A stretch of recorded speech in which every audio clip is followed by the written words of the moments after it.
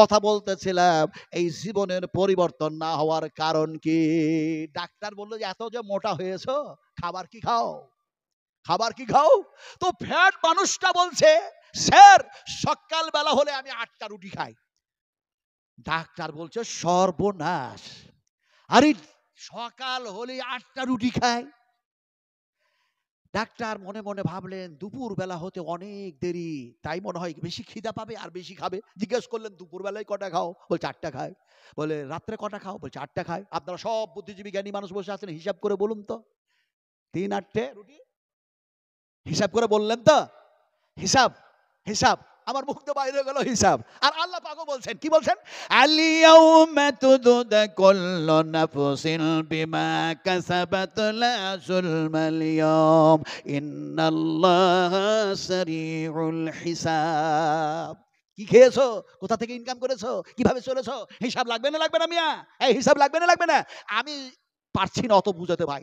এই এত গভীর রাত্রে বুড়ো মানুষটাকে, 70 বছরের বুড়ো, ওসমান গনি সাহেব, রিয়াজুল সাহেব, কি বলে আব্দুল আউয়াল, এরা তো তখন একেবারে তোলবা। আমি যখন ওয়াজ করছি মুসলিম রহমানী সাহেবের সঙ্গে, যখন হোসেন সালফি সাহেবের সঙ্গে, যখন দেখা যায় আইনুল বাড়ি আলিয়াবির সঙ্গে, যখন মুখতার রহমান নাদভির সঙ্গে, কত কথা বলবো। তার মধ্যে আল্লাহ পাক আমাকে রেখেছে। যাক, কথা বলতেছিলাম তো, কথা বলতেছিলাম কি আপনাদেরকে যে কথাটা বলতেছিলাম সব ওয়াজ করতে পারবো না আজকে, ইনশাআল্লাহ।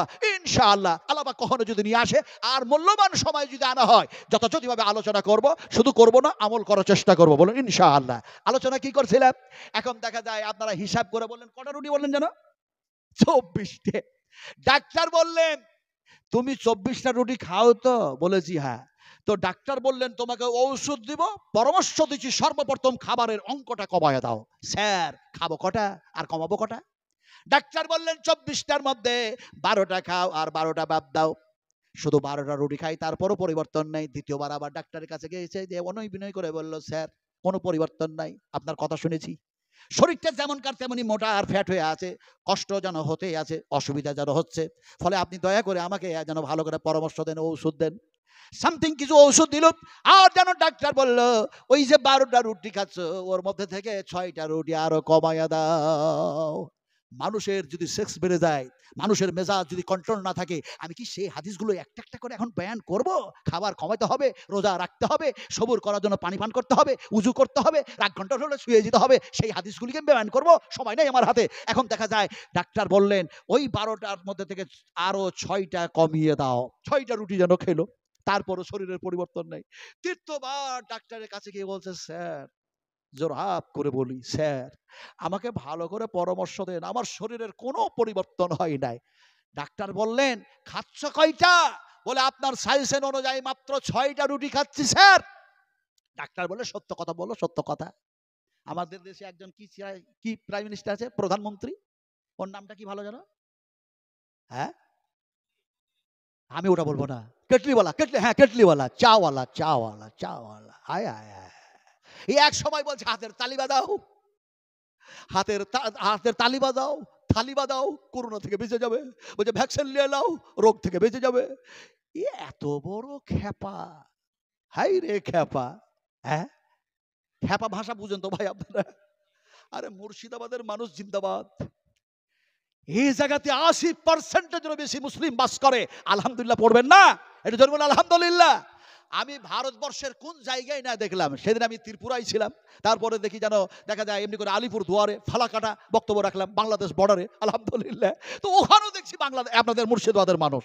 আমি মসজিদ খুঁজছি, নামাজ পড়বো, তো দেখছি একজন ফেরিওয়ালা সাইকেল চালাচ্ছে। আমাকে দেখে কিন্তু নামে পড়েছে, এই জব্বরটাপা দেখে ও নেমে পড়েছে। আদব আছে দেখলাম, ইন্নাকা লাআলা খুলুকিন আযীম।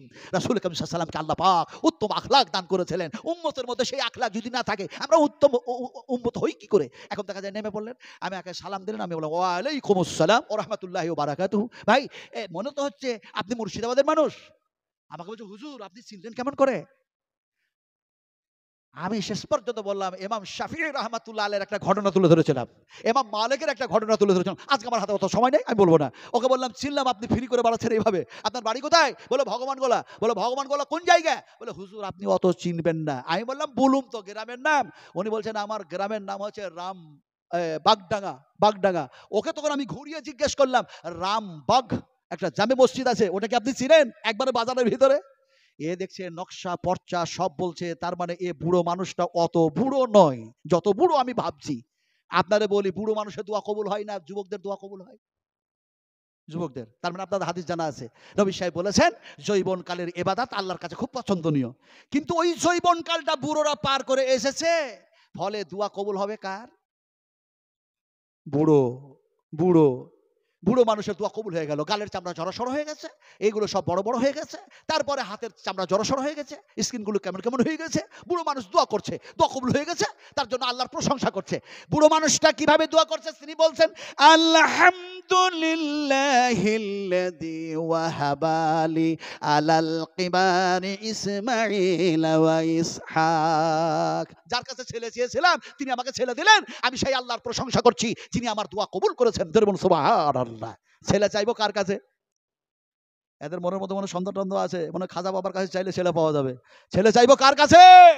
আরো জোরে বলতে হবে, উদুনি আস্তাগফির লাকুম। আল্লাহ পাক বলছেন তোমরা আমার কাছে আমাকে ডাকো, তোমাদের ডাকে সাড়া দিব, তোমরা আমার কাছে চাও, তোমাদের সমস্ত অভাব মোচন করে দেব। আলোচনা করছিলাম কোথায়, আসলাম কোথায়? আলোচনা করতেছিলাম, এখন দেখা যায় সে বলছে ওই ওই ওই কি কি কেটলিওয়ালা, হ্যাঁ, খ্যাপা খ্যাপা খ্যাপা। তা আপনারা বলেছি খ্যাপা কয় ধরনের হয়? আপনারা বলেছেন অনেক, মেলা। না, মেলা হয় না, অনেক রকম হয় না। খ্যাপা হয় দুই ধরনের। একটা খ্যাপা হয় পুরো ম্যাট, একেবারেই ম্যাট। আর একটা খ্যাপা হয় কোনো সময় ঠিক বলছে, কোনো সময় ভুল বলছে, কোনো সময় ঠিক বলছে, কোনো সময় ভুল বলছে। এই দুই খ্যাপার উদাহরণ দিয়ে বুঝাই। এইদিকে একটা খ্যাপা দাঁড়িয়ে আছে উলঙ্গ হয়ে, আর এইদিকে একটা খ্যাপা দাঁড়িয়ে আছে গামছা পরে। এই দিকটাতে, জানলেন কিনা? এখন দেখা যায় এই দুই খ্যাপার মধ্যে একজন হুজুর মাথায় পাগড়ি টাগড়ি বেঁধে সে যেন পেরিয়ে চলে যাচ্ছে। তো ন্যাংটা খ্যাপাকে ওই গামছা পরা খ্যাপা বলছে, হুজুর চলেছে, সালাম দে সালাম দে সালাম দে সালাম দে। তো ন্যাংটা খ্যাপা বলছে আমার পরনে যে গামছা নাই, আমি যে উলঙ্গ, তো আমি সালাম দিব কেমন করে? তোর পরনে গামছা আছে, তুই সালামটা দে। তো ও কত বড় খ্যাপা, এখন নিজের গামছাটা খুলে দিয়ে নিজে উলঙ্গ হয়ে গিয়ে গামছাটা উলঙ্গ খ্যাপার দিকে ছুড়ে দিল, বলছে গামছাটা পর তাড়াতাড়ি আর সালামটা দে, হুজুর চলে যাচ্ছে। এমন সময় দেখা যায় গামছাটা যখন এ খ্যাপা ছুড়লো, ওই খ্যাপা হাত দিয়ে ধরলো। এখন গামছাটা পরে যদি তাড়াতাড়ি সালাম দেয় তাও তো হয়, কিন্তু সালাম না দিয়ে হাতে গামছাটা ধরে প্রতিযোগিতা শুরু করলো। বলছে তুইও খ্যাপা আমিও খ্যাপা, তুইও উলঙ্গ আমিও উলঙ্গ, তুইও ন্যাংটা আমিও ন্যাংটা, তুই আগে সালাম দিবি না আমি আগে সালাম দিব। এখন এই প্রতিযোগিতা হতে থাকলো, হুজুর পেরিয়ে চলে গেল, সালাম দেওয়া হলো না, সালামের জবাবও হলো না, আল্লাহর পক্ষ থেকে তাদের ভাগ্যে রহমত জুটলো না। এরা অন্ধকারের মাঝে পড়ে থাকলো আর হাবিজাবি বলতেই থাকলো। এই হচ্ছে খ্যাপার দল। কথা বুঝতে পারলেন কি রে? এখন ডাক্তার বললো সত্য কথা বলো, রুটি কটা খেয়েছো, সত্য কথা বলো। এমন সময় যেন সেই ফ্যাট মানুষটা বলছে, স্যার মিথ্যা কথা মোটেও বলি না, 100% সত্য কথা বলছে। আপনি যেন দেখা যায় এমনি করে 6টা রুটি খেতে বলেছেন, 6টাই রুটি খায়, শরীরের পরিবর্তন নাই। ডাক্তার বললেন ওরে বাবা, সত্য কথা বলতে জিজ্ঞেস করছি, তুমি রুটির সংখ্যা কমিয়েছো না আটার সংখ্যা কমিয়েছো? কোনটা করেছো? তো ওই মোটা মানুষটা বলছে, স্যার খেতাম তো 24টা রুটি, কিন্তু ওই 24টা রুটিতে যত কেজি আটা লাগে সব আটা ওই 6টা রুটি দিয়ে খেয়েছি। ডাক্তার বললেন বেওকুফ কোথাকার, তাহলে আমার সাইজেন কোথায় মেনেছিস? তুই তো সব আটা আর সব রুটি খেয়েছিস। আমাদের মুসলমানদের অবস্থা তাই হয়েছে। আজকে ফাইজি সাহেব, আজকে রিয়াজি সাহেব, আজকে মাক্কি সাহেব, আজকে মাদিনী সাহেব, আজকে যেন উমরি সাহেব, কত সাহেবের মুখ থেকে কোরআন হাদিস শুনি, কিন্তু এরপরেও আমাদের জীবনের পরিবর্তন আসলো না। যারা ছিল মূর্তি পূজারী, যারা ছিল সূর্য পূজারী, যারা ছিল চন্দ্র পূজারী, যারা ছিল সাগর পূজারী, যারা ছিল পাহাড় পূজারী, যারা ছিল এমনি করে দেখা যায় মূর্তি পূজারী, সেই সমস্ত মানুষগুলির কাছে যখন কোরআন বায়ান হলো তাদের পরিবর্তন আসলো। আজকে যদি তাদের মতো আমরাও শোনার পরে আমল করতাম, তাহলে হযরত ওমর রাদিয়াল্লাহু তাআলা আনহু, হযরত আবু বকর সিদ্দিক, হযরত আবু তালহা, হযরত আবু দারদা, হযরত আবু হুরায়রা, হযরত আব্দুর রহমান বিন আউফ ইত্যাদি ইত্যাদি সাহাবায়ে কেরামদের মতো আমাদেরও ঈমান তৈরি হতো, আমাদেরও এক পরিবর্তন আসতো। কিন্তু পরিবর্তন আসছে না, আমরা শুধু বলছি আর আমরা শুনছি, আমরা সেইভাবে কামা হক্কাহু সেইভাবে আমল করছি না। কথা ঠিক না বেঠিক? আপনারা জবাব দেন, কথা ঠিক না বেঠিক? আমার ভাইরা, সোনা টুরেরা, কথা বলতেছিলাম আপনাদের সামনে, বিশ্ব মানবের কল্যাণের জন্য সর্বশ্রেষ্ঠ একটা কিতাব নাজিল করা হলো। কিতাবের নাম কি বলুন? কোরআন। এই যে এনারা পাগড়ি পেলেন, এনারা সব হাফিজে কোরআন না আলিম? আলিম। আলহামদুলিল্লাহ সুবহানাল্লাহ, আলহামদুলিল্লাহ। এই মাসেরই আমি যেন কয় তারিখে, এই এক সপ্তাহ হয় নাই, 4-5 দিন হচ্ছে, আমি দক্ষিণ 24 পরগনার একটা জায়গায় ছিলাম, চটা বলে একটা জায়গা। সেখান থেকে সারা ভারতবর্ষকে এই আপনার জিন্সের প্যান্ট যত তৈরি হচ্ছে ওখানে হচ্ছে। তো ওখানে মাদ্রাসায় আপনার পাগড়ি দেওয়া হলো, পাগড়ি দেওয়া হলো 20 জন কোরআনের হাফিজ। আল্লাহু আকবার। তো 20 জন কোরআনের হাফিজের মাথায় পাগড়ি দিতে দিতে আপনারা লক্ষ্য করেছেন নিশ্চয় যে আমি যখন পাগড়ি বাঁধি খুব একটু তাড়াতাড়ি, কথা বুঝেন কিনা? আলহামদুলিল্লাহ, সুম্মা আলহামদুলিল্লাহ। আমার মাথাতেও যদি বাঁধি অসুবিধা হয় না, আর তাদের মাথাতেও মানলেও অসুবিধা হয় না, একটা প্র্যাকটিস হয়ে গেছে, অভ্যাস হয়ে গেছে। তো যাক, কথা বললাম কি, 20 জন কোরআনের হাফিজের মাথায় পাগড়ি বাঁধা হলো। একজন আপনাদের মুফতি নাজমুল হক বলে কে যেন আছেন মুর্শিদাবাদে, উনি বললেন আমাকে যে শেখ, আপনি যদি না থাকতেন বড্ড আমার কষ্ট হতো আজকে এতগুলো ছেলের মাথায় পাগড়ি বাঁধতে। তো যাক, খুব সুন্দরভাবে হয়ে গেছে। কথাটা বলতেছিলাম যে সেখানে যেন দেখা যায় কোরআনের হাফিজ তৈরি হলো 20 জন। আজকে আমার এই মাদ্রাসা থেকে, বেলডাঙ্গা এই যেন মাদ্রাসা থেকে, এই মাদ্রাসা থেকে ছেলে যেন এমনি করে তৈরি হয়েছে আলিম। আল্লাহ পাক তারাকে সেই কোরআনের ইলম দান করেছেন। বিশ্বনবী মুহাম্মদ রাসূলুল্লাহ সাল্লাল্লাহু আলাইহি সাল্লামের সেই হাদিস তাদের জেহেনের মধ্যে, তাদের সিনার মধ্যে, তাদের মেমোরির মধ্যে আল্লাহ পাক ঢুকায়া দিয়েছেন। এখন সেই আলিমগুলি হলো কয়জন জানো? কয়জন হলো? 5 জন হলো। আবার 6 জন, 4 জন, 4 জন হলো। আলহামদুলিল্লাহ, 4 জন যেন আলিম হলো। এই আলিমগুলি এক সময় দেখা যায় মা ছেড়েছে, বাবা ছেড়েছে, জন্মভূমি ছেড়েছে, সবগুলিকে ত্যাগ করে দিয়ে বিশ্বনবীর মহব্বতে তারা যেন এই মাদ্রাসায় এসে তারা কোরআন এবং হাদিস শিখলো। সেই সমস্ত ওস্তাদদের কাছে, যে সমস্ত শায়েখরা এখানে বসে আছেন, আলহামদুলিল্লাহ, আল্লাহ পাক এই মাদ্রাসার ওস্তাদদের, শিক্ষকদের হায়াতকে আল্লাহ বাড়ায়া দেখ। আল্লাহ পাক এই মাদ্রাসার কমিটি সদস্য যিনারা আছেন, আল্লাহ পাক তাদেরকে মেহনতকে কবুল করে নেকে। আল্লাহুম্মা আমিন। আমার ভাইরা, আমার খুব দুঃখ হয়, আমার খুব কষ্ট হয়। একটা এমন সময় গেছে যে সময় দেখা যায় খাবার পাওয়া যায় নাই, অথচ হাদিস সংগ্রহ করার জন্য দেখা যায় ছেলেরা পড়াশোনা করেছে। যেমন আমার জামানায় আমরা খাবার ঠিক মতো পাই নাই, পোকা দেওয়া ভাত খেতাম, পোকা দেওয়া ভাত, খিদার চোটে। কথা বলতেছিলাম যে এক সময় দেখা যায় ইমাম বুখারী রাহমাতুল্লাহ আলাইহি, আহারে ইমাম বুখারী রাহমাতুল্লাহ আলাইহি, তিনি দেখা যায় সঙ্গে সাথীদেরকে সঙ্গে করে নিয়ে যেন চলছেন, সঙ্গে সাথীদেরকে সঙ্গে করে নিয়ে চলছেন। খিদার তাড়নায় যেন দেখা যায় এমন যেন পেতাব হয়ে পড়েছেন। কিন্তু কেউ যেন দেখা যায় বেয়াদবি করে হোক, চাই ইচ্ছাকৃত হোক, চাই অনিচ্ছাকৃত হোক, যেন দেখা যায় মাথার উপরে ছাই ফেললো। সেই ছাই পড়ার সাথে সাথে তিনি বললেন আলহামদুলিল্লাহ। অন্য সাথীরা যেন বললেন এইরকম ভাবে আপনার যেন শরীর উপরে ছাই ফেলা হলো আর আপনি আল্লাহর প্রশংসা করেন। তিনি বললেন এই জন্যই করলাম, পেটে একদিকে খিদা, অন্যদিকে দেখা যায় নবীর হাদিস সংগ্রহ করার ইচ্ছা। এমনি করে ছাই যদি ফেলেছে, এই ছাইয়ের মধ্যে যদি আগুন থাকতো, অগ্নি থাকতো, তাহলে আমার শরীরের ক্ষতি হয়ে যেত। যে ক্ষতি থেকে আল্লাহ পাক বাঁচিয়েছেন, তাই যেন আল্লাহর প্রশংসা করলাম। আহারি, এক সময় মৌলানা শামসুজ্জোহা, মৌলানা আরো যে সমস্ত আলেমেরা ছিলেন, তিনারা দেখা যায় 3 দিন 4 দিন 1 সপ্তাহ শুকনো রুটি যেন জড়ো করে রাখতো, একটু একটু করে খেত, আর দেখা যায় পানি খেয়ে তারা ক্লাস করেছে। আজকে বলে কি যে আলিম আলিম আলিমদের যা অবদান আছে, পৃথিবীর আর কোন মানুষের অবদান থাকলে থাকতে পারে, কিন্তু আলেমদের অবদানগুলি যদি তারাজুর এক পাল্লায় চাপানো হয়, আর পৃথিবীর অন্যদের যদি অবদানগুলি আর এক পাল্লায় চাপা হয়, তাহলে আলেমদের অবদানের পাল্লা ভারী হয়ে যাবে। বলি নারায়ে তাকবীর, একটু জোরে বলি নারায়ে তাকবীর। আলেমদের কথা আল্লাহ পাক নিজেই বলেছেন, ইন্নামা ইয়াকসাল্লাহা মিন ইবাদিহিল উলামা। আলেমেরা কি করেছে? পাকামো করত। আজকে সেই সমস্ত আরএসএস, আর সেই সমস্ত হিন্দু পরিষদ, এই সমস্ত লোকেরা এই সমস্ত বাজে বাজে কথা বলে মাদ্রাসাগুলিকে বন্ধ করার চেষ্টা করছে। এই করছে না বলুন? হক কথা বলবই। আমার মনের আশা ছিল 2টা, ভালো করে শুনুন। একটা আশা ছিল, আয় আল্লাহ, তোমার কথাগুলি, নবীর কথাগুলি বলতে বলতে যদি জেল খাটতে পাওয়া যায় খুব মজা লাগবে। আল্লামা দেলোয়ার হোসেন সাইদ সাহেব জেল খাটলেন না? কথা বলেন, এরা ভয়ে চুপচাপ হয়ে আছে। জেল খেটে যেন খায় না নেয়। এমনি করে ইমাম আহমদ বিন হাম্বল রহমতুল্লাহ আলাইহি জেল খেটেছে না? ইমাম তাইমিয়া রহমতুল্লাহ আলাইহি 11 বার জেল খেটেছেন। আমার ভাইরা, এখন আমি তো আর ইমাম আহমদ বিন হাম্বল নই, আমি তো আল্লামা দেলোয়ার হোসেন সাইদি নই, আমি তো ইমাম জাহির রহমতুল্লাহ আলাইহি নই, আমি হচ্ছে বিশ্বনবী মুহাম্মদ সাল্লাল্লাহু আলাইহি ওয়াসাল্লামের উম্মত। আমি যদি আল্লাহর রাসূলের কথাগুলি বলতে গিয়ে জেল খাটতে পাওয়া যায়, তাহলে কাউরি সুন্নাত আদায় হোক চাহে না হোক, হযরত ইউসুফের তো সুন্নাতটা আদায় হয়ে যাবে। আমার ভাইরা, এই ছিল একটা আশা। আর একটা আশা ছিল, আয় আল্লাহ, যেখান থেকে তোমার এই দিন প্রচার শুরু হয়েছে, কোরআন এসছে, হাদিস এসছে, আল্লাহ তুমি সেই জায়গায় একটু যাওয়ার সুবিধা করে দিও, সুযোগ করে দিও।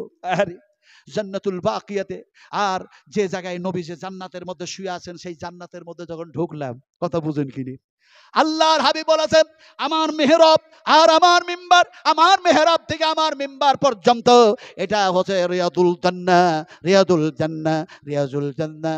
এখন সেই রিয়াজুল জান্নাতের মধ্যে যাবার পরে দেখা যায়, আরে দুয়া যেন লম্বা হলো, একটু ছোট হলো, লম্বাও হলো, 2 রাকাত নামাজও যেন পড়া হলো। সেইখান থেকে যখন নামাজ পড়তেছিলাম, মনে মনে বলছিলাম, আরে আমার নবী তো এই জায়গায় পা পড়েছে, ওমর, আবু বকর, উসমান গনির এই জায়গায় পা পড়েছে। এখন দেখা যায় জান্নাতুল বাকিয়াতে গেলাম, মনের মধ্যে হঠাৎ যেন হাদিস মনে পড়ে গেল। আমার নবী বলেছেন, এই জান্নাতুল বাকিয়া থেকে যেন একটা নয়, 2টা নয়, 1000 নয়, 2000 নয়, 70,000 মানুষ বেহিসাব যেন জান্নাতে চলে যাবে। রাসূলুল্লাহ বলেছেন। এই হাদিস মনে পড়ার সঙ্গে সঙ্গে প্র্যাকটিক্যাল যেন চোখ দিয়ে পানি ঝরতে বললাম, উম্মাহাতুল মুমিনিন মাইশার কবর বুঝি এইটা, হযরত উসমান গনি রাদিয়াল্লাহু তাআলার কবর বুঝি এইটা। আমার সোনার টুকরারা, সেই জায়গায় গেলে পৃথিবীর কোনো মাল ধন সম্পদ মনে থাকে না। আরে এমন একখানা জায়গায় রাসূল আকরাম সাল্লাল্লাহু আলাইহি ওয়াসাল্লাম শুয়ে আছেন, যে কথাটা বলতেছিলাম, ওলামাদের কত অবদান, আলিমদের কত অবদান, এই মাদ্রাসা, এই ইদারা, এই ফ্যাক্টরি। বেশি লম্বা করব না, কথা বলতে বলতে বলতে যেন মনে হচ্ছে ঘড়ির কাঁটা একেবারে কটা বাজে জানি না, 11:30 হয়ে গেছে। এখানে যতগুলো মানুষ বসে আছেন, আপনারাকে একটা কথা বলবো, দয়া করে শুনবেন, দয়া করে, অনুগ্রহ করে। কথাটা অন্য কিছু বলবো না। যখন ওই রিয়াদুল জান্নাতে 2 হাত তুলে দোয়া করছিলাম, তখন একটা দোয়া করেছিলাম ছোট, আর একটা দোয়া করেছিলাম বড়। কিন্তু যে দোয়াটা করেছিলাম, যে দোয়াগুলি করেছিলাম, আপনাদের জন্য করেছি। কারণ সারা পশ্চিমবঙ্গের মানুষের সঙ্গে আমার যেন একটা ওয়াদা ছিল, আমি সেখানে আল্লাহ পাক যদি নিয়ে যান, আমার এই পূর্ণ করলে আপনাদের জন্য আমি দোয়া করব। দোয়াগুলি কি করেছিলাম 10টা মিনিটের মধ্যে আপনাকে ছেড়ে দেবো। আমার ড্রাইভার মিস কল দিতে শুরু করেছে, যেহেতু আমি গত রাত্রে কিষানগঞ্জে আল মাহাদ মোজাম্মেল প্রিন্সিপাল সাহেব ছিলেন, তারপরে আব্দুর রকিব আল মাদানি, এমনি করে নুরুল মাদানি, এমনি করে কৌসার মাদানি, হাফেজাহুল্লাহ, আর এদিকে আব্দুল হামিদ মাদানি, আব্দুল হাশিম মাদানি, ইসমাইল আল মাবুশি, এরা হচ্ছে আমার ক্লাস ফ্রেন্ড। আলহামদুলিল্লাহ, সুম্মা আলহামদুলিল্লাহ। পিসকুড়িতে ওনাদের বাড়ি, আলিফনগরে বাড়ি, আলিফনগর থানাতে বাড়ি। কথা বলতেছিলাম যে সেখানে ছিল, আমি অত্যন্ত টাইট, অত্যন্ত যেন ক্লান্ত অবস্থায় আছি। আর প্রতিটি জায়গাতে এই রাত্রি শেষের বেলায় উঠাই। আমি অনেক সময় বলি, শেষের বেলায় যে প্রধান বক্তাকে কেন নিয়ে যায়, আসলে তারা প্রধান বক্তা নয়, এরা কুরবানির খাসি, কোরবানির খাসি। আচ্ছা, কোরবানির খাসি যে বললাম, আচ্ছা নমাজের আগে, ঈদুল আজহার নমাজের আগে আপনারা কুরবানি জবা করেন না নমাজের পর? ছন্দ আছে, জোরে বললেন না। নমাজের পর না নমাজের আগে? একজন সাহাবী নমাজের আগেই জবা করে দিলেন। বিশ্বনবী মুহাম্মদুর রাসূলুল্লাহ সাল্লাল্লাহু আলাইহি সাল্লামের কাছে ইনফরমেশন হয়ে গেল। নবী যেন ডাকলেন আর বললেন, তুমি আর একটা দাও। বলে, হুজুর আমার কাছে সেরকম কিছু নাই, আর অনিচ্ছাকৃতভাবে এটা হয়ে গেছে, জানিও না। বলে, এরকম করলে কেন? নেকের লোভে পড়ে যেন এমনি করে কোরবানিতে এই সব আছে সেই সব আছে, নানা কিছু বলেছেন, এখন সেই পড়ে যেন আমি নমাজের আগেই করে ফেলেছি। আল্লাহ নবী বললেন, এরকম আর করো না, এরকম আর করো না, এরকম আর করো না। নমাজের পরেই যেন কোরবানি করবে। কমিটিরা ভালো যেন সে হাদিসের উপর আমল করে, প্রধান বক্তাকে আগে জবা করা হবে না, নইলে গন্ডগোল হয়ে যাবে। কথা বুঝেন কি? আমরা কোরবানির খাসি হয়ে গেছি। এখন দেখা যাচ্ছে ভাই, বলার শেষ নাই রে ভাই, আমার সোনার টুকরারা, শোনার শেষ নাই, আলোচনার শেষ নেই, কিন্তু আমলের অভাব আছে আছে আছে আছে না রে বলুন? আমলকারীকে বলা হয় ইমানদার, আর বেআমলকারীকে, কত বড় সাহস দেখছেন, বলছে বেঈমান। ঠিক বলেছেন আপনি, বেঈমান। কিন্তু আমি অত বড় ভাষা বলতে পারবো না। আমি কি বলবো? বেঈমান, বেঈমান।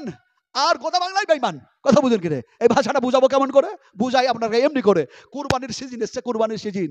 এখন কুরবানির সিজন এসছে বলে হাটে গেছে খাসি কিনতে। খাসি কিনতে গিয়ে দেখা যায় সবাই খাসি কিনাকাটি করছে।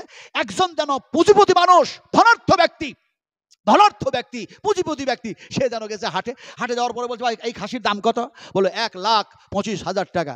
শেষ পর্যন্ত খাসিটা বিক্রি হলো না, ফিরে যায় ফিরে যায় ফিরে যায়। একটা লোক বলল, তোর খাসি কি বিক্রি হয় নাই ভাই? বলে না, বিক্রি হয় নাই। বলে এই শোন, 50% তোর টাকা, 50% আমার টাকা, তোর খাসি 1,25,000 বিক্রি করবো, তুই কিন্তু আমাকে 50% টাকা দিবি, আগে বল। বলছে হ্যাঁ দেবো, চলো।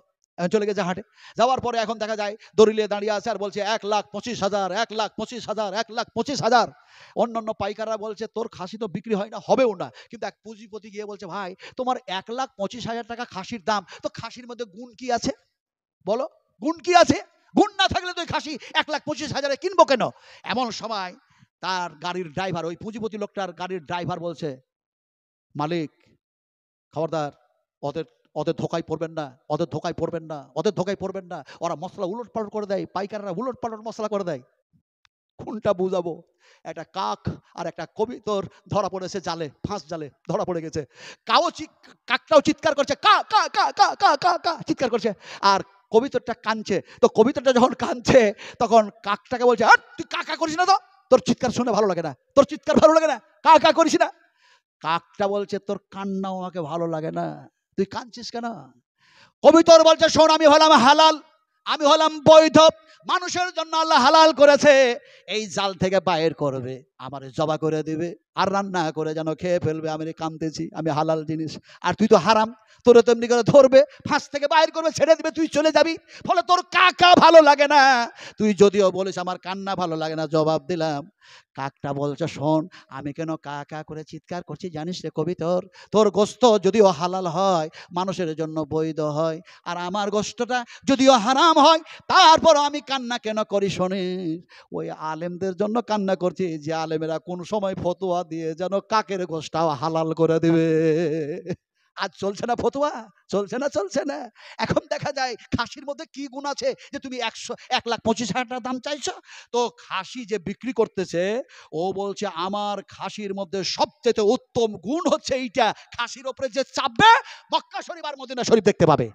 বলে সর্বনাশ! আরে 10 লাখ খরচা হচ্ছে, 5 লাখ খরচা হচ্ছে, 1 লক্ষ টাকা উমরাতে খরচা হচ্ছে, আর খাসির উপরে চাপলেই মক্কা আর মদিনা দেখতে পাওয়া যাবে। এমন সময় খাসিওয়ালা বলছে, চেপে দেখো, দিয়ে খাসি নাও, আমার কথা শুনে নিও না, দেখতে পেলে কিনবে না তো কিনো না। এখন দেখা যায় ওই পুঁজিপতি লোকটা বলছে, আমি কি চাপবো? তো আমার ওই কর্মচারীটাকে চাপে, তো ড্রাইভারটাকে চাপলে দেখতো মসজিদে নববিয়া দেখতে পাওয়া যাচ্ছে কিনা, আর বাইতুল হারাম দেখতে পাওয়া যাচ্ছে কিনা দেখতো। এখন কর্মচারীটা চেপেছে খাসির উপরে একটা পা দিয়ে, বলছে আল্লাহু আকবার, আল্লাহু আকবার। তো বলছে কি হলো? বলছে ওই যে মক্কা শরীফে দেখা যাচ্ছে তফ হচ্ছে, আর মদিনা মসজিদে নববিয়াতে নামাজ হচ্ছে, দেখতে পাচ্ছি, আল্লাহু আকবার, আল্লাহু আকবার। এখন ও নামলো, নামার পরে খাসিওয়ালা বলছে, কর্মচারীর কথা শুনে আপনি বিশ্বাস করেন না, আপনি নিজে মালিক, আপনি নিজে টাকা দিবেন, কুরবানি দিবেন, নিজের হাতে জবা করবেন, আপনি নিজে চেপে দেখেন। এখন পুঁজিপতি মানুষটা নিজেই চেপেছে, চাপার পরে ও আর দেখতে পাই না, কই রে মদিনা, কই রে মক্কা, কাবাও দেখা যায় না, নববী মসজিদও দেখা যায় না। এখনো মনে মনে বলছে পুঁজিপতি মানুষটা, আরে আমার কর্মচারী বলল আল্লাহু আকবার দেখতে পাওয়া যাচ্ছে, আর আমি যদি বলি দেখতে পাওয়া যায় না, তাহলে এই এলাকার জনগণ বলবে তুমি পুঁজিপতি হতে পারো, তুমি ধনী হতে পারো, কিন্তু তুমি বেঈমান, তুমি বেঈমান, তোমার বেঈমান, তোমার ঈমান নাই, তোমার ঈমান নাই, ফলে আমি বেঈমান হব কেন? এখন ওর জ্বালাতে ওই ঈমান ঠিক রাখার জন্য বলছে আল্লাহু আকবার। কত সুন্দর কাবা আর কত সুন্দর যেন মদিনা। আজকে বেঈমানের অভাব নেই রে ভাই, আমলকারীর অভাব হয়ে গেছে, আমলকারীর অভাব হয়ে গেছে। আমরা কি সবাই আমল করতে চাই? আমি বলেছি যে সেই দোয়াটা পড়েছিলাম, সেই দোয়াটা পড়বো, 10 মিনিটের মধ্যে ছেড়ে দেবো। সমস্ত মানুষগুলো একটু দয়া করে এখানে উঠে আসবেন, একটু আসবেন 10টা মিনিটের জন্য, 10টা মিনিটের জন্য, 10টা মিনিটের জন্য নবীর মোহাব্বতে কোরআনের পক্ষে হাত উঠিয়েছেন। 10টা মিনিট কথা দিচ্ছি, কথা দিচ্ছি, ওয়াদা করছি, ওয়াদা খেলাপ করবো না ইনশাআল্লাহ। ভাই আসুন আসুন আসুন, এই ভাই যারা ওখানে বসে আছেন, আরে জায়গাটার সাথে এত প্রেম হয়ে গেল, এত ভালোবাসা হলো, সাহাবা একরামরা ঘর ছাড়লো, বাড়ি ছাড়লো, স্ত্রী ছাড়লো, মাতা পিতা ছাড়লো, সব ছাড়লো, হিজরত করে চলে গেল। হাই হাই হাই, আর ওই জায়গাতে বসে আছেন, অত ঠান্ডা নাই রে ভাই, আমি তো ঘামছি, আমার শরীর থেকে ঘাম বাইর হচ্ছে। একটু ভালো করে বসুন, একটু ভালো করে বসুন। হাইয়াকাল্লাহ বারাকাল্লাহ। আপনারা সবাই নিয়ত করলেন একটা নিয়ত, নিয়তের কথা বুখারী শরীফে এসছে না, এসছে না ভাই, এসছে না, এসছে না? হাইয়াকাল্লাহ বারাকাল্লাহ। এখানে সবাই নিয়ত করলেন, নবীজি আপনাকে দেখতে পাই না, আপনি সেই জান্নাতের মধ্যে শুয়ে আছেন, আর হে আল্লাহ, হে আল্লাহ, আপনাকে দেখি নাই, আপনার জান্নাত দেখি নাই, আপনার জাহান্নাম দেখি নাই, কিন্তু আপনার কথাগুলি এবং রাসূলের কথাগুলি শুনলাম, শ্রবণ করলাম।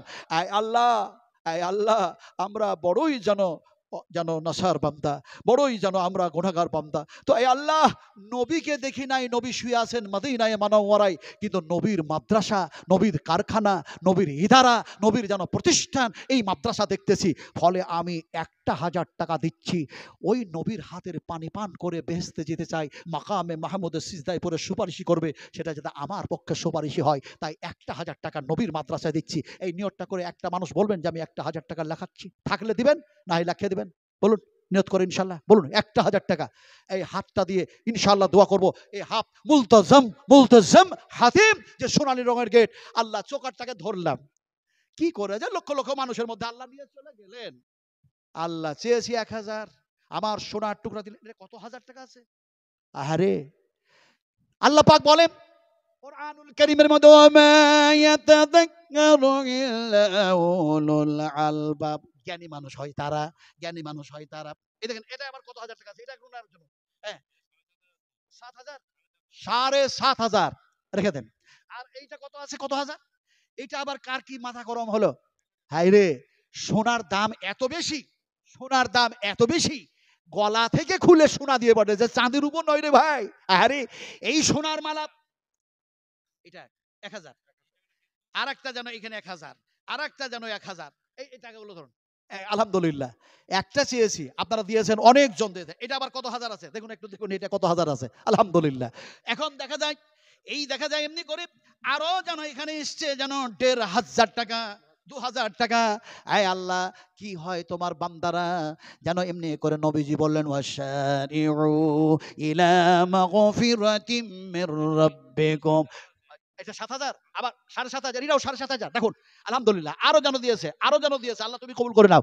এমনি করে ওয়াশারিউ ইলা মাগফিরাতিম ربكم وجنات عرضها السماوات والأرض أعدت للمتقين। এই ওয়াজ যখন চলছে, বিশ্বনবী যখন বলছেন, সেই সময় একজন সাহাবী, একজন যুবক, তিনি বলছেন ফাইনানা ফাইনানা ফাইনানা, বুখারী শরীফের ইবারত, বুখারী শরীফের ইবারত। তিনি বলছেন ফাইনানা ফাইনানা ইয়া রাসূলুল্লাহ, হে আল্লাহর রাসূল, আল্লাহর রহমতের দিকে, মাগফিরাতের দিকে তাড়াতাড়ি করে যখন ডাকা হয়েছে, আর জান্নাতটা যখন জমিন ও আকাশের চাইতে বেশি প্রশস্ত, তাহলে পারে সেই জান্নাতে যাবার জন্য আমি ফাইনানা ইয়া রাসূলুল্লাহ, যদি শহীদ হয়ে মারা যায় আমি যাব কোথায়?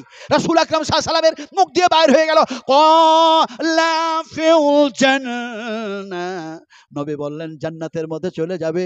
যুবকটা বাদাম খাচ্ছিল, খুরমা খাচ্ছিল, ছুঁড়ে ফেলে দিল, জিহাদের ময়দানে গেল আর শহীদ হয়ে গেল। নবীজি 70 জন সাহাবীকে যে জায়গায় তীর আন্দাজকারীকে দাঁড় করে রেখেছিলেন, নবীর কপালে এখানে লেগে যে মাথার যে কোনাটা, লোহার কোনাটা ঢুকে গেছিল, দিয়ে নবী করতে করতে যে জায়গায় পড়েছিলেন, তারপরে ওই 70 জন যে সাহাবী তীর আন্দাজকারীরা দাঁড়িয়েছিল, সেই রাস্তা তো আল্লাহ পাক পা গুলি দিয়ে হাঁটা করালো। দেখলাম উহুদ পাহাড়ে চাপলাম, বিশ্ব নবীর চাচা হযরত হামজা রাদিয়াল্লাহু তাআলা আনহু, এখনো জায়গাটা ফাঁকা হয়ে আছে, চতুর্দিকে পর্বত আছে। উহুদের পাহাড়ে চেপে দেখি যে জায়গায় লড়াইটা হয়েছিল ভাই, ফাঁকা যেন হয়ে আছে, কিন্তু আমার হামজা যে জায়গায় শহীদ হয়েছেন সেই জায়গা ফাঁকা নাই, ওখানে বিশাল বড় একটা মসজিদ কায়েম হয়েছে, মসজিদের নাম দেওয়া হয়েছে মসজিদে হামজা। আমি কত কথা বলবো, তো বলতে বলতে বলতে দেখা যায় সোনার যেন গলার, যেন দেখা যায় গলা থেকে গলায় যেন সোনা। আল্লাহু আকবার, কোন মাঝে দিয়েছে।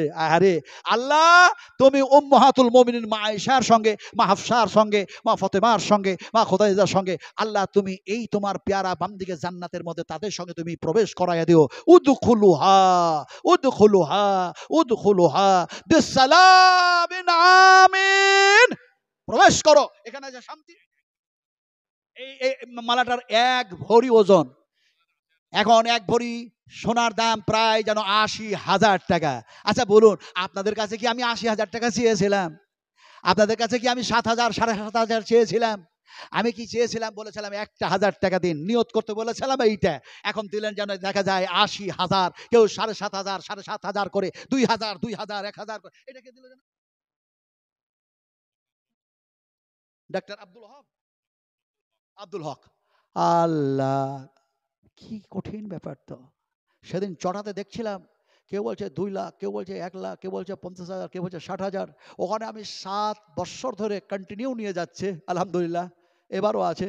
তো বলছিলাম কি যে সেখানকার এক কম্পিটিশন দেখেছি, আর আপনাদের মুর্শিদাবাদে আরেকটা জায়গাতে কম্পিটিশন দান হয়, ওই সুরুলিয়া না জরুলি একটা মাদ্রাসা কি যেন একটা আছে রোডের ধারে, সেখানে একটা যেন কম্পিটিশন একটা দান হয়। তো এখানেও দেখা যাচ্ছে আলহামদুলিল্লাহ, আলহামদুলিল্লাহ 50,000 টাকা। একটু জোরে আলহামদুলিল্লাহ পড়বেন না ভাই? একজন বলুন আলহামদুলিল্লাহ।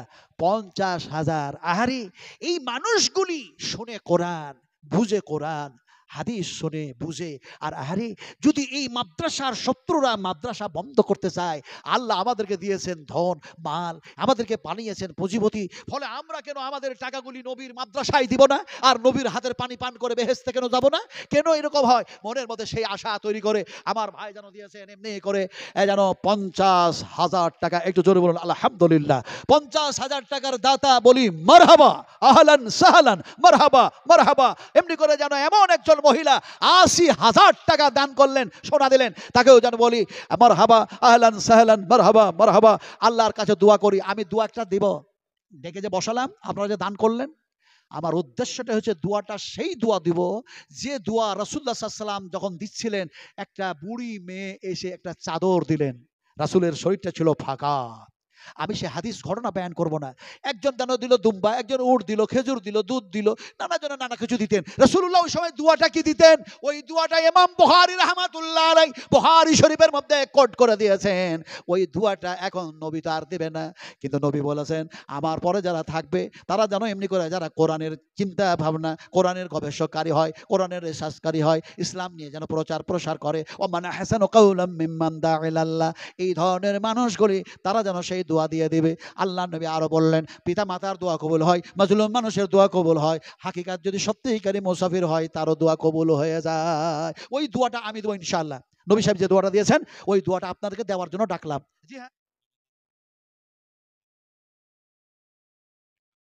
আল্লাহ, আমাদের এখানকার কমিটির ক্যাশিয়ার তিনি যেন দিচ্ছেন 1,00,000 টাকা। জোরে বলি নারে তাকবীর, আরো জোরে বলি নারে তাকবীর। আচ্ছা আল্লাহু আকবার। 1,15,000। তো আপনারা কি আল্লাহু আকবার জোরে বললে কি মনে মনে ভাবছেন আপনারা তো বিশাল বড় ফাইসালাকারী, আল্লাহ কি পইরা, আল্লাহ কি ঠসা, আল্লাহ কি কানে কম শুনতে পায় যে আপনাকে এত জোরে বলতে হবে? জি হ্যাঁ বলতে হবে, হ্যাঁ বলতে হবে। আপনি আস্তেও বলবেন, জোরেও বলবেন। বলে কেমন করে বলবেন? বিশ্বনবী মুহাম্মদ সাল্লাল্লাহু আলাইহি ওয়াসাল্লাম জিহাদের ময়দানে যাচ্ছেন, সাহাবা একরাম থেকে সঙ্গে করে নিয়ে। রাসূল সেই দিন যেন প্রেজেন্ট ছিলেন, উপস্থিত ছিলেন। আর সাহাবীরা জোরে জোরে বলছে আল্লাহু আকবার, আল্লাহু আকবার। মুশরিকদের সঙ্গে মোকাবেলা, দিনকে প্রতিষ্ঠা কায়েম করার জন্য ব্যাপার। সেই সময় আল্লাহু আকবার, আল্লাহু আকবার জোরে জোরে বলছেন। নবী বললেন তোমাদের জানের উপরে রহম করো, জানের উপরে রহম করো, জানের উপরে রহম করো। এত জোরে জোরে বলো না, শক্তি ক্ষমতা শেষ করে দিও না। মোকাবেলা করা লাগবে জিহাদের ময়দানে। আস্তে আস্তে বলো আল্লাহু আকবার, করুণ সুরে বলো আল্লাহু আকবার। আল্লাহ আপনি মহান, আপনার সমকক্ষ আকাশে জমিনে কেউ নাই। আবার যেন দেখা যায় এমনি করে ঈদুল আজহা, ঈদুল ফিতরের নামাজ পড়তে যাওয়া হচ্ছে, এমন সময় যেন দেখা যায় সাহাবীরা সেই যেন আস্তে আস্তে বলছে। আল্লাহ নবী সে সময় বললেন জোরে জোরে বলো, জোরে জোরে বলো, তালবিয়াটা জোরে জোরে পড়ো, আল্লাহু আকবার, আল্লাহু আকবার, লা ইলাহা ইল্লাল্লাহ, আল্লাহু আকবার, আল্লাহু আকবার, ওয়ালিল্লাহিল হামদ। জোরে জোরে বলো, জোরে জোরে বলো। একজন বললেন সাহাবী ইয়া রাসূলুল্লাহ, জিহাদের ময়দানে বললেন জানের উপরে রহম করো।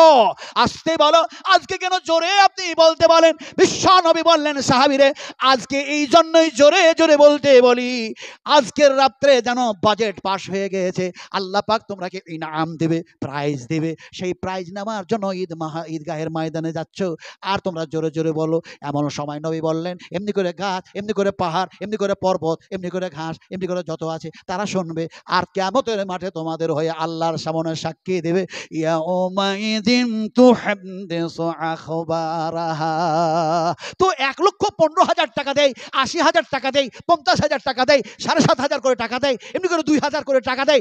আপনারা একটু জোরে বলতে পারবেন না? আল্লাহকে বড় করতে পারবেন না? একটু জোরে বলি নারে তাকবীর, আরো জোরে বলি নারে তাকবীর। আহা, আল্লাহ সবচেয়ে বড়, আল্লাহর সমকক্ষ কেউ নেই।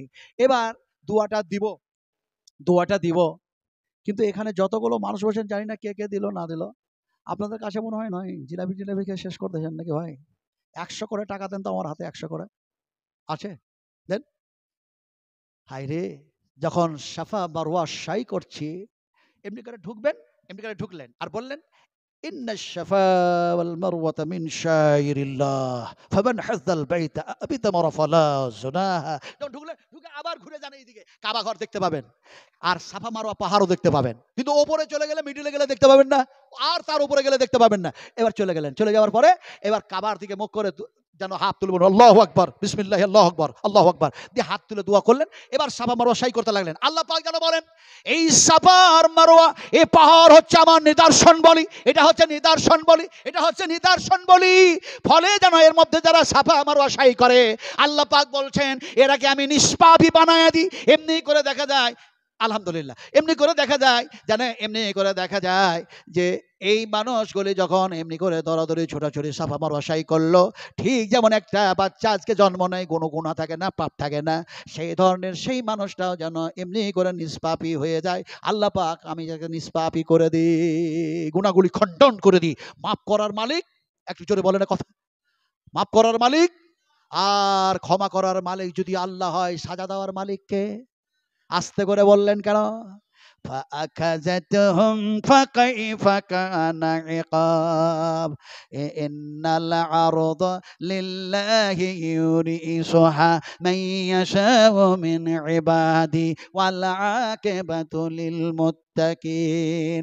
আমি এই আয়াতগুলি পারলাম না সাই নজরুল বায়ান করতে, সময় নাই। ঘড়ির কাঁটা যেন 12টা বাজতে যাচ্ছে।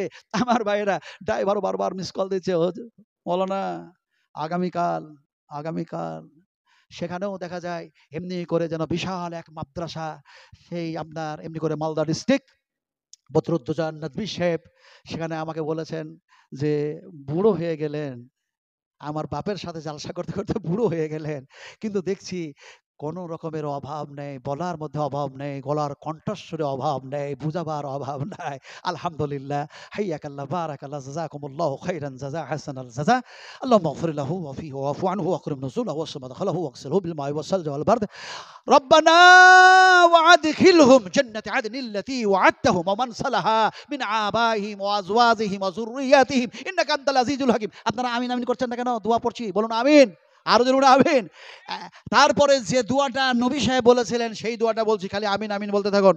আল্লাহর হাবিব যেন দোয়া বললেন, আল্লাহুম্মা আকসিল, আল্লাহুম্মা আকসিল, আল্লাহুম্মা আকসিল মালাহু মালাহু মালাহু মালাহু ওয়া ওয়ালাদাহু ওয়া ওয়ালাদাহু ওয়া ওয়ালাদাহু ওয়া ওয়ালাদাহু ওয়া বারিক লাহু ওয়া বারিক লাহু ওয়া বারিক লাহু ফীমা আতাইতাহু ফীমা আতাইতাহু ফীমা আতাইতাহু। বিশ্বনবী মুহাম্মদ সাল্লাল্লাহু আলাইহি সাল্লাম এই দোয়া যখন দিচ্ছিলেন, ফি মানে মধ্যে, আতাইতাহু এর পূর্বে যা যা দিয়েছো তোমার বান্দা বান্দীদেরকে, আল্লাহ সেগুলির মধ্যে আরো আরো আরো আরো বরকত দিয়ে দাও।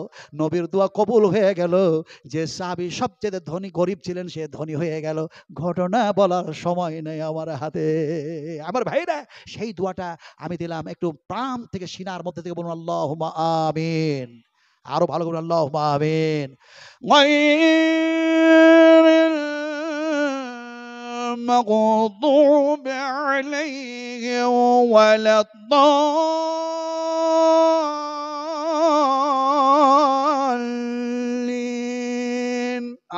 আমিন। বুখারী শরীফের হাদিস আবার বলা লাগবে নাকি? আপনারা তো সবাই জানেন। আরে কেমনে যেন নবী সাহেব বললেন, তোমার ইমাম যখন বলে আমিন, তোমরাও বলো আমিন, ফেরেশতারাও বলে আমিন। এই হাদিসকে আর বর্ণনা করা লাগে? কিন্তু এমন হয়ে গেছি, ইমাম পড়লো ঠিক, ইমামও বলছে না, মুসল্লিরাও বলছে না। কথা বুঝেন কি না? আল্লাহ বলছে ফাঁকিবাজ, ভালো করে জানছি তোরা কত বড় ফাঁকিবাজ, আমি কি তার চাইতে কম? আল্লাহ বলছে মাকারু ওয়া মাকারাল্লাহু ওয়াল্লাহু খায়রুল মাকিরিন। বেশি চালাকি করো না, বেশি চতুরতা দেখাইও না। আমি আল্লাহর কাছে কাউরি চালাকি আর চতুরি চলে না, কারণ তোমাদের আমল দেখে এই ফাইসালা আমি আল্লাহ করব। ফামান ইয়ামাল মিসকালা যাররাতিন খায়রান ইয়ারা ওয়া মান ইয়ামাল মিসকালা যাররাতিন শাররান ইয়ারা। শাররা, শাররা, খারাপ করলেও বদলা, ভালো করলেও বদলা। শাররা বুঝাবো কেমন করে? সূর্য উদয় হয়েছে, সূর্য উদয়। আচ্ছা, এই যে কথাগুলো বলছে, এই কথাগুলি কার বলছি বলুন তো? আয়াত বলি বললাম কার? বুঝতে পারছি না, এমনি করে বুঝাই, গোদা বাংলায় বুঝাই আপনাদেরকে। সবচেয়ে ভালো কথা কার? শুধু আল্লাহর। এই তো, শুধু আল্লাহর। সবচেয়ে ভালো কথা হচ্ছে আল্লাহ এবং আল্লাহর রাসূলের। আর সবচেয়ে খারাপ কথা কার? হ্যাঁ, আবু জাহেলের। বিশ্বনবী যে বাড়িতে জন্ম নিয়েছেন, নিজের চোখ দিয়ে দেখলাম, হাঁটলাম, গেলাম। হ্যাঁ, তো ওই বাড়িটা থেকে, বাড়িটা এখন লাইব্রেরিতে পরিণত হয়েছে, বাড়িটা থেকে আবু জাহেলের বাড়ি মাত্র কয়েক মিটার দূরে, জানলেন কিনা? আর সেগুলো পেশা পায়খানাতে পরিপূর্ণ করে দেওয়া হয়েছে, তারপর বেইতুল হারাম একবার কাছাকাছি। আর ওই দুয়ার দিয়ে নবী সাহেব যেতেন, বুঝতে পারলেন কিনা? তো আবু জাহেলের কথা খারাপ নয় রে ভাই। আবু জাহেলের কথা খারাপ হতে গেলে তো আবু জাহেলের নাম আবুল হাকাম কেন হবে? জ্ঞানীদের পিতা। কিন্তু যখন বদমাশি আর দুষ্টামি আর নানা রকমের যেন জাহিলাতি কাজ করেছিল, তখনই তার নাম হয়ে গেল আবু জাহেল। কথা বুঝেন কিনা? কিন্তু সবচেয়ে খারাপ কথা কার? আল্লাহ তার কথা কোরআনে বলেছেন। সবচেয়ে খারাপ কথা আপনি বললেন কি জানো? হ্যাঁ, ঠিক বলেছেন, ইবলিস, শয়তানের। শয়তানকে কে কে দেখেছেন? হাত তুলে দেখান। নবী সাহেব বলছেন, আমি একদিন দেখলাম নামাজ পড়ছিলাম, নফল নামাজ, তিরমিজি শরীফ হাদিস। আর দেখা যায় এমনি করে নামাজের মধ্যে বিভ্রান্ত করার চেষ্টা করলো। আর আমি নেওয়ার ইচ্ছা হয়ে গেল, আমি এমনি করে যেন নামাজ ছেড়ে দিই আর শয়তানকে যেন বেঁধে দিই আর সাহাবা একরামদেরকে দেখাইয়া দিই, বলে এটা হলো তোমার যেন প্রকাশ্য দুশমন, শত্রু। কিন্তু নামাজটাও ছাড়লাম না আর শয়তানকেও বাঁধলাম না। হযরত সুলাইমান আলাইহিস সালাতু সালামের দিকে লক্ষ্য করে, তার যেন দুয়ার দিকে, দরখাস্তর দিকে লক্ষ্য করে। তার মানে তিনি বলেছেন, আমাকে যা মজেজা দিয়েছো আর যা তুমি এমনি করে জিন বাতাস সব তাবে করে দিয়েছো, তারপরে পিপিলিকা থেকে সাপ পর্যন্ত, আবলা প্রাণী পর্যন্ত ভাষা বুঝার জ্ঞান দিয়েছো, ইলম দিয়েছো, এটা আর কাউরে দিও না। কিন্তু আল্লাহ সুবহানাহু তাআলা বিশ্ব নবী মুহাম্মদ সাল্লাল্লাহু আলাইহি সাল্লামকে সমস্ত নবীদের গুণাগুণ, গুণাবলী সবকিছু একত্রিত করে বিশ্ব নবীকে দেওয়া হয়েছিল। নবী বললেন, তার যেন দরখাস্তের দিকে লক্ষ্য করে আমি বাঁধলাম না। এখন আল্লাহর যেন রাসূলের কথা সবচেয়ে ভালো, আর শয়তানের কথা আর আবার বলেন খারাপ। বুঝাবো কেমন করে? বুঝাচ্ছি এমনি করে। একটা অসুস্থ মানুষ, ফি কুলুবিহিম মারাজুন ফাযাদাহুমুল্লাহু মারাজান ওয়া লাহুম আযাবুন আলীম। আমি এই আয়াতের সান্নুজুল বায়ান করছি না, আসলে যুক্তি দিচ্ছি, ভালো করে শুনুন। যে খারাপ কথা যে শয়তানের সবচেয়ে বেশি, এটা বুঝাচ্ছি আপনাদেরকে। একটা অসুস্থ মানুষ, অসুস্থ। আরে ভাই, ইমানের জং, ইমানের মরিচা সাফ করতে গেলে কোরআন কেমিক্যাল দিয়ে সাফ করতে হবে, সহিহ হাদিস দিয়ে সাফ করতে হবে। এখন দেখা যায় একটা অসুস্থ মানুষ, অসুস্থ মানুষ ওই ডাক্তারের কাছে গেছে, স্যার, স্যার আমি হেভি হেভি অসুস্থ, আমাকে একটু ভালো করে ট্রিটমেন্ট করুন আর ভালো করে ওষুধ দেন। এখন ডাক্তার কেন প্রেশার মাপলো, হাত ধরলো, এটা দেখলো, ওটা দেখলো, সব দেখলো, ওই যে ওপর দিক দেখা হয়ে গেছে, তোমাকে কিছু ওষুধ দিলাম, নিয়ে যাও। তবে তোমার ভিতরের যে পার্টসগুলো খারাপ হয়ে গেছে ওইগুলো তো দেখা সম্ভব নয়, ফলে অমুক দিন অমুক তারিখে মল আর মূত্র নিয়ে এসো, মল আর মূত্র। এখন এই কথা বলে দিল, লোকটা যেন চলে যাচ্ছে, চলে যেতে গিয়ে মনে মনে ভাবছে মল আর মূত্র নিয়ে ডাকলো ঠিক, কিন্তু মূত্রটা না হয় একটা বোতলের মধ্যে ভরে মধ্যে নিয়ে আসবো, কিন্তু মলটা কিসে নিয়ে আসবো? তো চিন্তা ভাবনা করে, জ্ঞানী মানুষ তো, এখন বাড়ি ফিরে যাওয়ার সময় একটা ওই মাটির মিষ্টির ভাঁড় হয় না, ওই ভাঁড়গুলো একটা হাতে করে কিনে নিয়ে চলে যাচ্ছে বাড়িতে। তোর স্ত্রী বলছে, অসুখ অসুখ ধরা পড়েছে। বলে, অসুখ তো ধরা পড়েছে, তবে ভিতরকার পার্টসগুলো খারাপ আছে, হ্যান আছে, তেন আছে, বলতে পারলো না ডাক্তার, তো মল আর মূত্র নিয়ে অমুক তারিখে ডেকেছে। তো বলছে, তুমি ওটা নাই ডেকেছে তো খালি ভাঁড় কেন নিয়ে আসলে? এই মাটির ভাঁড়টা খালি খালি নিয়ে আসলে কেন? তো পেশেন্টটা বলছে, তোদের বুদ্ধি কম রে, বুদ্ধি কম, তোদের বুদ্ধি কম। বুদ্ধি কম? 8টা ছেলের মা, 12টা ছেলের মা, তোমার সংসার চালাচ্ছি আর আমাদের বুদ্ধি কম? পেশেন্টটা বলল, শোনো, নবী সাহেব বলেছেন তোমাদের বুদ্ধি কম, তোমাদের বুদ্ধি কম। মা আয়েশাকে একদিন বললেন, বুদ্ধি তোমাদের কম, মেয়েদের বুদ্ধি কম। বলে, কেমন করে? বলে, তোমরা যখন সাক্ষী দিবে তখন ডবল, আর ছেলেরা সাক্ষী দিলে একজন, ফলে যেন দেখা যায় পুরুষের পক্ষে যেন তোমাদের যেন ডবল লাগবে, তোমাদের বুদ্ধি কম থাকার কারণে। পেশেন্টটা যখন ওই কথা বলল, স্ত্রী বলছে, নবী যখন বলেছে মেনে নিতেই হবে, আপনাদেরকে শোনাচ্ছি, মানতে হবে কি? এমন সময় দেখা যায় ওকে খেতে দিল, স্বামীর খিদমত করলো, যত্ন করলো, হ্যান করলো, ত্যান করলো, সব করলো। এবার খাওয়া দাওয়া হয়ে গেছে, দিনগুলো পার হয়ে গেল, তারিখটা এসে গেছে। এখন টয়লেটে গেছে, টয়লেটে গিয়ে মানুষটা চিন্তা করছে, তাই তো ডাক্তার তোমাকে বললো না পরিমাণটা যদি বলে দিত যে একটু একটু করে নিয়ে আসো, তাহলে একটু একটু করে নিয়ে যেতাম, কিন্তু একটু একটু নিয়ে গেলাম মল আর মূত্র, আর ডাক্তার যদি বলে যে আর একটু লাগবে, তো পাবো কোথায়? তো এত ঝামেলা আর এত টেনশনে পড়া যাবে না। ও কি করেছে, সম্পূর্ণ পায়খানাটা ওই নতুন মাটির ভাঁড়ে যেন ভরে দিয়েছে, যে ওর গলায় পেপার, নতুন পেপার সাঁটিয়ে সুতুলি দড়ি বেঁধে দিয়েছে, আর যতটা পেশাব হয়েছে, টাটকা পেশাব একটা বোতলের মধ্যে ভরে ওর মুখিটা লাগিয়ে দিয়েছে। সকালবেলা হয়েছে, কম্পাউন্ডারের কাছে নাম লেখাতে হবে, এখন দেখা যায় 2টা জিনিসকে হাতে ধরে ঝুলিয়ে নিয়ে চলে যাচ্ছে। পাড়ার লোকেরা মনে মনে ভাবছে, লোকটা মনে হয় কোনো আত্মীয়র বাড়ি যাচ্ছে, তাই এক হাতে মিষ্টির ভাঁড় আর এক হাতে মানে পানি টানি খাবে, তাই যেন বোতলে পানি। এটা পাড়ার লোকের ধারণা। ডাক্তারের চেম্বারের সামনে যখন গেছে, কম্পাউন্ডার চার চোখে দেখে আর বলে, এই পেশেন্টটা তো এসছিল, বুঝি এই ডাক্তারের ঔষধে মনে হয় উপকার পেয়েছে, ভালো হয়েছে, তাই ডাক্তারের জন্য মনে হয় মিষ্টির ভাঁড় নিয়ে আসছে, এটা উপহার। এটা কম্পাউন্ডারের ধারণা। এখন দুটোই জিনিস গিয়ে কম্পাউন্ডারকে দিয়ে দিল। দিয়ে দেওয়ার পরে কম্পাউন্ডার কি করলো, পানির বোতল ভেবে পেশাবের বোতলটাকে টেবিলের নিচে রাখলো, আর মিষ্টির ভাঁড় ভেবে চেম্বারে ডাক্তারের টেবিলের উপরে রাখলো। ডাক্তার তাড়াহুড়ো করে গোসল করে এসছে, বলে পেশেন্ট দেখতে হবে। এমন সময় দেখে ডাক্তার, এ তো হ্যাভি, অনেক অনেক পেশেন্ট, তো তাদের নাম লেখালেখি নিয়ে তো কম্পাউন্ডার একদম ব্যতিব্যস্ত। তো ওকে আর বিরক্ত করে লাভ নাই। ঘরে একটা কর্মচারীকে ডাক্তার ডেকে বললো, মিষ্টির ভাঁড়টা বাড়ির দিকে পার করে দে। চলে গেল বাড়ির দিকে। ওর স্ত্রী বলে, ডাক্তার গোসল করে তাড়াহুড়ো করে চেম্বারে চলে গেছে, মনে হয় ব্রেকফাস্ট নাস্তা করবে, তার আগেই মিষ্টি কিনে দিয়ে পাঠিয়েছে। কিন্তু বুঝতে তো হয় মিষ্টি আছে না কি আছে, না বুঝে মিষ্টি খাবো বলে ডাক্তার স্ত্রী হাতটা ভরেছে। যেমনে ভরে দেখে পায়খানা উঠতেছে। ডাক্তার স্ত্রী চেম্বারে এসে বলছে, তুমি ডাক্তার না ফাক্তার? ডাক্তার বলছে, কি হয়েছে? বলে, সর্বনাশ হয়ে গেছে, তুমি পায়খানার ভার পাঠিয়েছো না মিষ্টির ভার পাঠিয়েছো। আল্লাহ পাক বলেন, ওয়ালা তাত্তাবিউ খুতুওয়াতিশ শায়াতান ইন্নাহু লাকুম আদুউম মুবিন। এক্সাম্পল যা দিয়েছি, আল্লাহ পাক যেন বলছেন কি, শুনুন, শয়তান হলো তোমাদের প্রকাশ্য শত্রু, প্রকাশ্য দুশমন। শয়তানের থিওরি অনুযায়ী পৃথিবীর মানুষেরা জীবন যাপন করো না, বরং আমি আল্লাহ আর আমার নবী যা বলেছে সেই থিওরি অনুযায়ী জীবন যাপন করো। যদি শয়তানের কথা মোতাবেক জীবন চালাও, তাহলে পায়খানার চেয়ে তো পেশাবের চেয়ে তো বেশি যেন নিকৃষ্ট যেটা জিনিস হবে, কথা হবে। এবার আপনাদেরকে বলবো, 10 মিনিট সময় নিয়েছিলাম, কিন্তু 10 মিনিট সময় হতে হতে ঘড়ির কাঁটা 12টা। এখন কাজ কি বাকি আছে বলেন? কাজ বাকি আছে কি? টাকা।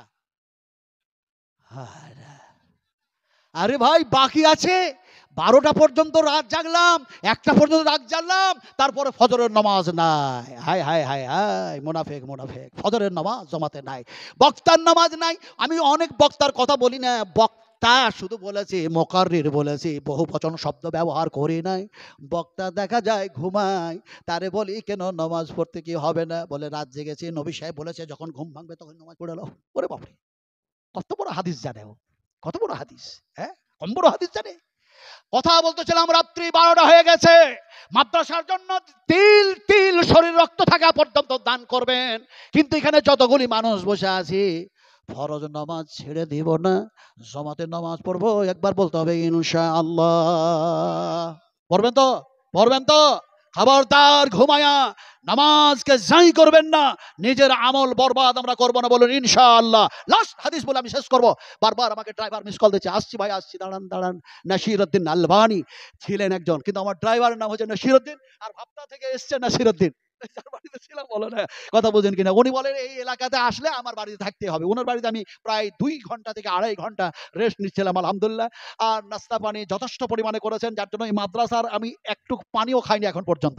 এই মাদ্রাসার এখনো পর্যন্ত একটু পানিও খাই নাই। কোথায় রান্না হচ্ছে কি হচ্ছে কিছু জানিও না, কথা বুঝেন কিনা। মোসাফির মানুষ, নতুন মানুষ কিছু বুঝিও না। তো যাক, কথা হচ্ছে কি, যে আমার ড্রাইভার নাম হচ্ছে নাসিরউদ্দিন। লাস্ট হাদিস বলে শেষ করব। হাদিসটা বিশ্বনবী মুহাম্মদ রাসূলুল্লাহ সাল্লাল্লাহু আলাইহি সাল্লামের কাছে কোথা থেকে একটা মানুষ আসলে এসে বলল, আসসালামু আলাইকা ইয়া রাসূলুল্লাহ, হে নবী, আপনি এমন কিছু কথা বলুন যে কথাগুলি আমল করার পরে আমি আল্লাহর নৈকট্য লাভ করতে পারবো। আল্লাহর নবী যেন বললেন যে, এই আল্লাহর বান্দা, এই আল্লাহর বান্দা, এই আল্লাহর বান্দা, এক আল্লাহর সঙ্গে শিরক করো না, শিরক করো না, ইন্না শিরকা লা যুলমুন আযীম। খবরদার, এক আল্লাহর সঙ্গে শিরক করো না। এই আল্লাহর বান্দা, এই আল্লাহর বান্দা, ফরজ নামাজ, ফরজ যেন রোজা, ফরজ যেন সালাত, ফরজ যেন সিয়াম ছেড়ে দিও না, ছেড়ে দিও না। আবার নবী বললেন, এমনি করে যাকাত দেওয়া বন্ধ করো না, যাকাত দেওয়া বন্ধ করো না। লোকটি যেন সঙ্গে সঙ্গে নবীর কথা শুনে বলল, আল্লাহ ওয়াল্লাহ ওয়াল্লাহি ওয়াল্লাহি, একই আল্লাহর কসম কে বলি ইয়া রাসূলুল্লাহ, যতটা আপনি বললেন তার কমও করব না, তার কিঞ্চিত পরিমাণও বেশিও করব না। কসম খেলো আর চলে গেল। আল্লাহ নবী সাহাবীদেরকে বলেন, ও সাহাবীরা, লোকটার দিকে চেয়ে দেখো, আমি মুহাম্মদ সাল্লাল্লাহু আলাইহি ওয়াসাল্লাম বলছি, যে বললো কমও করব না বেশিও করব না, কসম খেয়ে বলল, আমি রাসূলুল্লাহ বলছি লোকটা হলো জান্নাতি। আমরাও কম করব না বেশি করব না, আমার নবী যেভাবে আমাদেরকে বলেছেন চলতে, আমরাও সেইভাবে চলবো, বলুন ইনশাআল্লাহ। আল্লাহর কাছে দোয়া করি, আয় আল্লাহ, বলার চাইতে শোনার চাইতে এমনি করে বেশি বেশি করে উত্তম আমল করা আমাদেরকে তৌফিক দান করো, আল্লাহুম্মা আমিন।